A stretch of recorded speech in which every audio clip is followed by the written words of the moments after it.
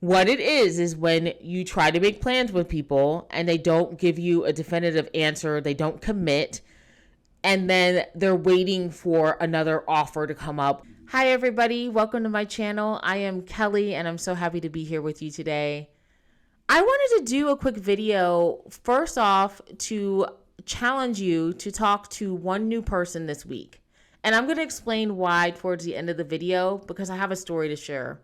But first things first, if you wouldn't mind hitting like on this video, if you do find that this is intriguing or you like what I share anytime throughout the video, just click that like button. And if you do like my content, just go ahead and hit subscribe. I'm trying to build this channel out organically, but let's get to the content. Let's get to the good stuff.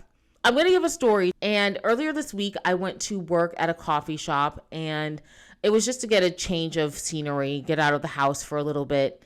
And I went to one of my favorite spots. And when I went in, it was probably around 9 or 10 in the morning. So it was pretty busy. Once I went in and ordered my coffee, I noticed it was a little bit crowded inside. I mean, I could have found a little table at the bar or something, but I was like, I'll just go outside. I'll go sit outside. It was a little bit cloudy that day. It wasn't raining yet, but I said, I'll just go sit on the patio. It was nice and cool, and got situated out there. And a couple minutes later, a woman came out and she had her new little baby with her.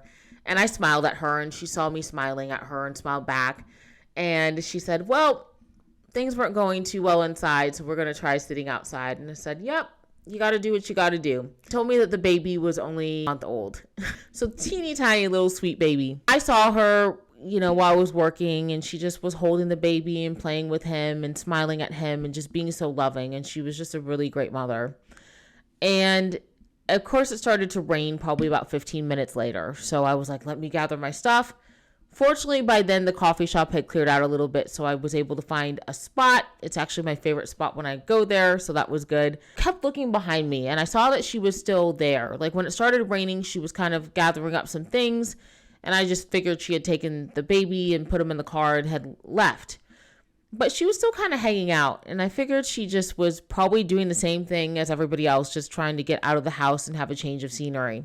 I had to go and get some hand sanitizer out of my car, and so when I walked back, I decided to say hi to her. And because I was thinking about it before, but I didn't want to get too close to the baby. I still am really big on respecting people's space, and saw her when I was coming back, and I just wanted to say hello. And so I just told her, I said, is this your first baby? And she said, no. She said, I actually have a 14-month-old at home. So she was Superwoman. And I said, wow. And I said, well, you're just a really loving mother. I just wanted to tell you that, you're natural. And she was a little taken aback, and she just said, thank you for that. Sometimes you just got to give people their flowers, give them their props, and let them know they're doing a good job. I could tell she was tired. I could tell new babies are so much work, and so she was doing a great job, and she needed to know that. Ended up having a great conversation for about 5 to 7 minutes, and we talked about a few different things. I used to live in Philadelphia, and she said that she and her husband are taking a trip to Philadelphia in a few months, and we also talked about just kind of what we do and all these other things. And I was like, well, I'm working on a course right now. That's why I'm here today. I just needed a change of scenery. And she was like, yeah, I get it. We really just connected on a few levels, right? And so we were talking, and so she asked me what I thought about Dallas. And I said, well, are you from here? I don't want to offend you.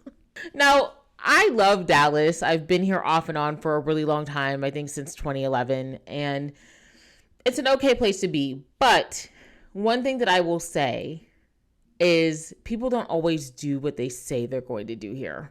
So you can maybe have a coworker and they'll be like, let's go to brunch next weekend. And you'll never hear about those brunch plans ever again. And there will never be any attempt to correct that it didn't come up again or anything. And everybody's just too polite to talk about how flaky they are. I'm not trying to put Dallas in a bad light. I'm just trying to say that this has happened to me several times.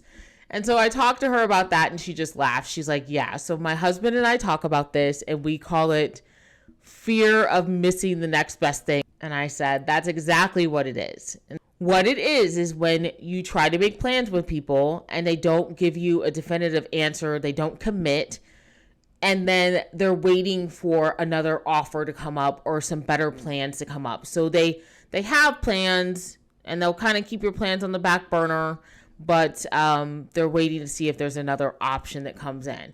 Now, this is kind of a theme right now because this is what happens with dating apps. Like, you have people that are on dating apps and they're always looking for the next best thing. Don't even participate in dating apps. I think that they're trash. So we're talking about this topic, and so we laughed about it. And then she said, maybe it's because of the pandemic or something, people just are not as social anymore. I feel like we now use the pandemic as, and I say it too, but I feel like we now use the pandemic as the new, maybe it was drugs excuse. Maybe somebody's business closed down. People were outside and they're like, what happened? And they're like, I don't know. Maybe it was drugs. Now we say, I don't know.